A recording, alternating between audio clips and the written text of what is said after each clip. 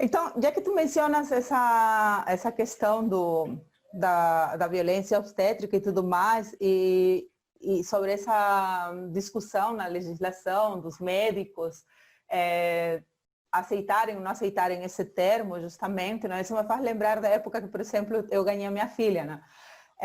Eu ganhei ela no HU, então o HU é um hospital de referência justamente em parto humanizado. Eu nunca entendia por que essa ideia do parto humanizado, e depois fui ver justamente que era questão de tratar a mulher com um pouco mais de dignidade no momento da dor, no momento dessa fragilidade e tudo mais. E eu lembro muito bem que no momento que eu estava nesse processo do parto, né, em trabalho de parto, como é chamado, um dos médicos que estava fazendo suas práticas no HU foi e me apertou minha barriga.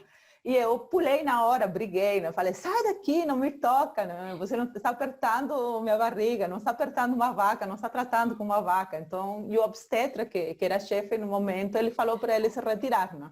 Porque ele estava me deixando nervosa. Então, eu fico pensando, e aí comentando depois com outras mulheres que também tiveram filhos e tudo mais, me disseram assim, que eu tinha sido um pouco agressiva, né, com os médicos. Eu falei, sim, mas era meu corpo, ele estava fragilizado, estava passando dor, eu não precisava ter mais dor daquela que eu já estava passando, né?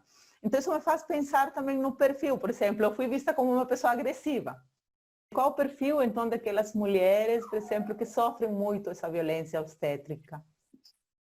No Brasil, a gente tem uma característica muito peculiar, que é praticamente todas as mulheres sofrem violência obstétrica, só que muda o tipo de violência conforme alguns determinantes sociais. Uhum. Então, as mulheres brancas, mais ricas, com maior escolaridade e que são atendidas pela rede privada de saúde, elas tendem a sofrer com aqueles excessos que são característicos da rede privada. Então, com excesso de cesarianas, com excesso de exames, com excesso de intervenções, né, com a patologização excessiva do parto.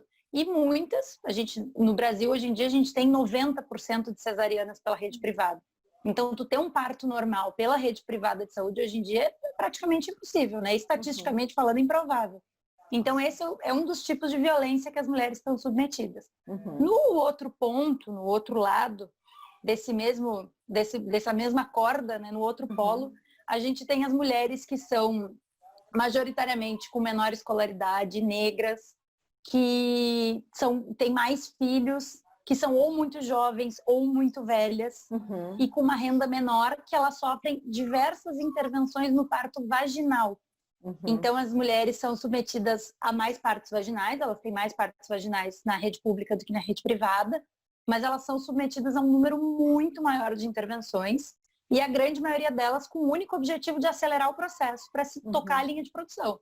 Então, o único objetivo, muitas vezes, é exatamente isso, é tocar. E aí entra todos esses, botar o soro quando entra, romper a bolsa artificialmente, utilizar a ocitocina de rotina, depois o corte feito na vagina da mulher, sem nem pedir, sem nem comunicar e sem anestesia, né? Então, todos esses procedimentos acontecem com muita frequência no Brasil. E a gente já tem estudos que mostram esse tipo de diferença entre a violência sofrida na rede privada e a violência sofrida na rede pública. Tu estavas comentando sobre esse tipo de violência física, que realmente costuma ser dado aqui no Brasil, mas eu gostaria de saber se no Brasil também há decorrência dessa violência verbal, que tu mencionas também como violência obstétrica. É algo comum no Brasil ou só é mais ligado a essa violência física mesmo?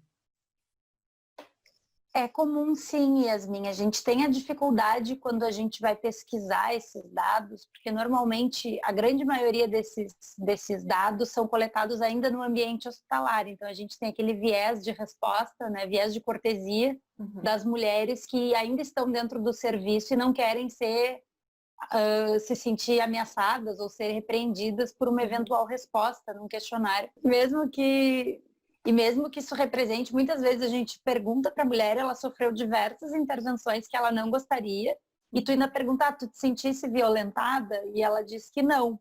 E essa sensação de violência, de perceber, de refletir sobre o parto, tem estudos já que mostram, não no Brasil, mas que mostram que a percepção de violência vai aumentando conforme vão decorrendo semanas do parto. Então, parece que muitas vezes a conclusão que se chega é que parece que o primeiro sentido da mulher é realmente esse. estamos vivos, eu e bebê, então está tudo bem. E que depois, conforme o tempo vai passando, que ela vai revisitando o momento do parto, que ela consegue perceber com mais clareza as coisas que não saíram da maneira como ela gostaria e da forma como ela foi tratada.